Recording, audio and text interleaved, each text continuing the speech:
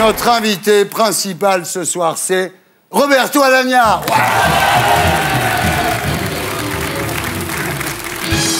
Alors, Roberto Alagna, bonsoir. Vous êtes l'un des plus grands ténors du monde. Et pour les néophytes, on peut dire que vous êtes une sorte de Castafiore, mais en mec. Un peu ça, c'est vrai. Vous êtes chanteur d'opéra et pourtant vous avez une coiffure de joueur de foot. C'est assez extraordinaire, mais bon. D'un garage de la banlieue parisienne aux scènes des plus grands opéras du monde, votre vie est inimaginable, on va voir. Vous êtes né dans le 9-3, ouais, comme Joe Star. D'ailleurs, la première fois que vous avez entendu du Mozart, vous avez dit « Putain, bébé, c'est de la balle ». Vous êtes né donc dans le 9-3, à Clichy-sous-Bois, le 7 juin 1963, ouais, dans un garage prêté par un ami de votre père. Ouais. Pourquoi dans un garage? Parce qu'à l'époque, à Clichy-sous-Bois, il n'y avait pas encore d'HLM et tout ça, donc ma famille venait d'arriver de Sicile, et il fallait s'arranger pour avoir des logements. Ouais. Et ce voisin, il a proposé ce garage à mon père. Mon père était maçon, donc ouais, il l'a transformé en un joli nid. Et voilà, je suis né là-dedans. Mais c'était bien. Alors vous êtes un bébé fragile, hein, vous êtes presque mort-né, ouais, vous dites « Ma survie est un miracle ». Oui, oui, c'est vrai, parce que je m'étais étouffé avec le cordon ombilical, et donc il a fallu me réanimer avec le bouche à bouche, et je n'avais pas pleuré. Donc c'est le comble pour un chanteur, donc de ne pas faire de son. Alors votre père, Francesco, donc, était maçon, mais il avait la fibre artistique, hein, ouais, il chantait, ouais, toute la journée. Hein. Oui, ouais, toute la journée. Ouais. Votre mère, Lucia, est couturière, puis ouais, assistante maternelle. Elle se passionne pour l'art lyrique, donc famille sicilienne, très pauvre, mais très heureuse. Ouais, pauvre, normal, quoi. Ouais. Mais heureux parce que la musique, et parce que le chant, et puis la famille. Alors, tous les dimanches, tout le monde chante à la fin du repas, ouais, on sort les, ouais, mandolines, on tape sur les tables, ouais, on reprend des tubes siciliens, comme ceux qu'il y a dans votre disque actuellement. Je me souviens que ma grand-mère nous disait toujours de chanter en sourdine pour ne pas déranger les voisins. Ouais. Je disais, tu sais, cette musique-là, ça va les déranger. Ouais. Et puis aujourd'hui, quand on voit le succès de Sicilien, c'est une belle revanche. Roberto Alagna, une énorme star. Génial. Alors à l'époque, évidemment, l'exil est encore proche, il n'y a pas de télé pour voir le pays, pour entendre la langue. Et chanter, c'est tout ce qui vous raccorde avec votre famille au pays, à la Sicile, quoi. C'est vrai, c'est pour ça qu'on fait ça du matin au soir. Ouais. Ouais. Alors votre père chante aussi, évidemment, ouais, donc il a son petit poste de radio, il apprend tous les tubes du hit parade. Alors il chante Tom Jones, il chante Claude François... Hein, ouais, tous les chanteurs du hit parade. Et c'est comme ça que vous découvrez en fait la variété. Ouais. Et il existe un enregistrement de vous avez 4 ans, ouais, et vous chantez « J'avais pas vu Mirza » quand même. Ouais, c'est en italien. C'était une chanson qui parlait d'un chien, donc ça me plaisait. Alors voilà, alors, ce qui est terrible, c'est qu'à l'époque, vous êtes extrêmement timide, ouais, pudique, craintif. Vous chantez vos premières chansons en cachette, devant votre sœur qui doit garder le secret, etc. Ouais. Hein? Bah oui, parce qu'il y avait quand même des sacrés chanteurs dans la famille, et donc moi je passais derrière, j'étais un peu timide, donc voilà, donc je me cachais, et puis j'ai pris confiance avec la guitare, quoi. C'était mon armure. Alors voilà, à 12 ans, on vous met au conservatoire pour que vous soyez le premier de la famille à savoir lire la musique, mais vous détestez le solfège. Hein. C'était le côté académique qui me dérangeait, il fallait aller à une certaine heure, et moi j'aimais bien être un petit peu... J'étais complètement anti-académique. Alors, c'est l'époque où vous découvrez le rock'n'roll. Ouais. Vous avez un vrai coup de foot pour le rock'n'roll. C'était surtout pour Elvis. Ah. En fait, ce qui me plaisait chez Elvis, c'était la voix. C'est vrai qu'Elvis, il a fait au Sole Mio. Ouais. It's now or never. It's now or never. Oh. Come hold me tight. Ouais. Kiss me, my darling. C'est beau. Et voilà. Alors, à 15 ans, malgré l'opposition de vos parents, vous commencez à chanter tous les week-ends en public, dans une pizzeria, la pizzeria d'un copain de classe, et vous avez énormément de succès, les gens font la queue. Hein. Oui, ça s'appelait l'Etna. Les gens mettaient des billets sur la guitare, c'était assez réconfortant. Oui, bien sûr. On voyait le succès tout de suite, quoi.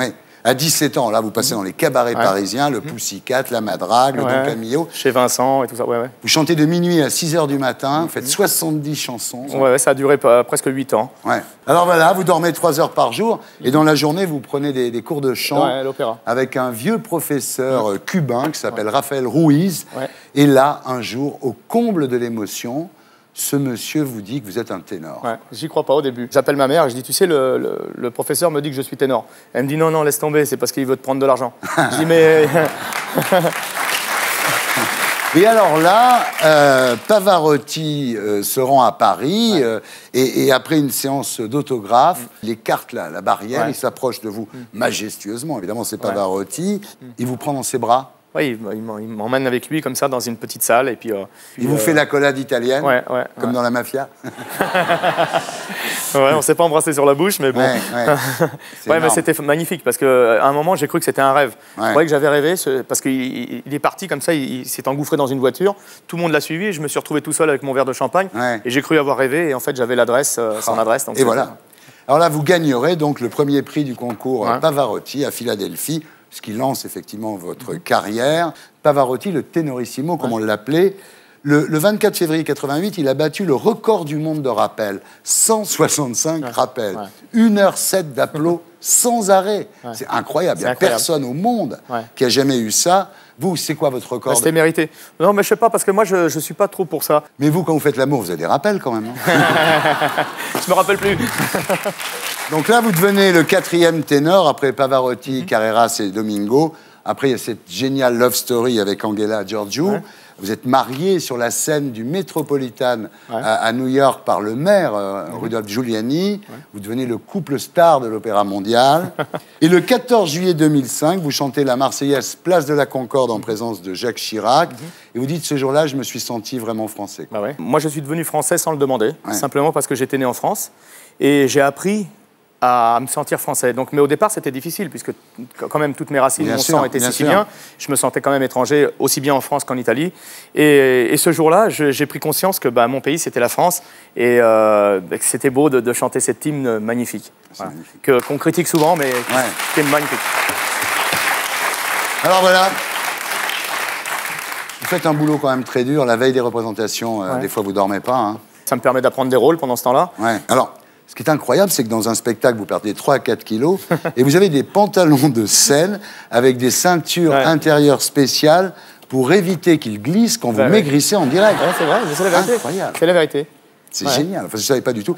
Alors, votre visage se gonfle un peu à cause des efforts musculaires que vous faites, c'est ça? Tous les chanteurs d'opéra, vous allez voir qu'en début de carrière, ils ont un visage, et en fin de carrière, ils en ont un qui est le double. Alors, c'est pas la grosse tête, parce que...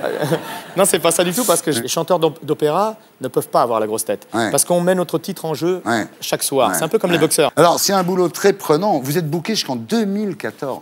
À un certain niveau, dans l'opéra, on est obligé de préparer les scènes, les partenaires, les castings, les productions. Donc, tout se fait 5 ans à l'avance. Mais c'est pas simplement pour moi. C'est pour tous les chanteurs d'un certain niveau. Je suis ravi cette fois-ci avec la tournée sicilienne, puisque je vais passer 1 mois en France. Et ça, je suis content parce que ça fait plus de 20 ans que je n'ai pas passé 1 mois d'affilée en France. Donc à partir du 17 avril, donc il y a une tournée des Zéniths. Le 20 avril, vous êtes à Bercy. Et puis alors, il y a le 10, donc sicilien. 500 000 exemplaires vendus, c'est incroyable, ça n'arrive plus à notre époque. On parlerait pas un petit peu d'opéra aussi, quand même? Ah, vous faites toujours de l'opéra? J'en fais, bien sûr. Parce que chaque fois que vous venez à la télé, c'est pour faire la promo des variétés. C'est vrai. Et merci de le remarquer, parce que d'ailleurs, il y a un joli DVD qui est sorti, aussi en ce moment, et qui s'appelle Orphée et Eurydice, de Gluck, et c'est très beau, je vous le conseille. Vous pouvez pas me chanter un truc sans vous casser la voix, mais juste un petit truc comme ça, genre le parrain, là. Brucia la luna in cielo, e io brucio d'amore. Fuoco che si consuma come un lume core, l'anima piange addolorata, non ci dà pace, ma che mala nottata. O tempo passa, ma non aggiorna, non c'è mai sole, si da non torna. Voilà. Oh là là là là! Bravo! Bravissimo! Bravissimo! Et pour être sûr de ne rien rater de Inarditube, abonnez-vous et mettez un pouce bleu.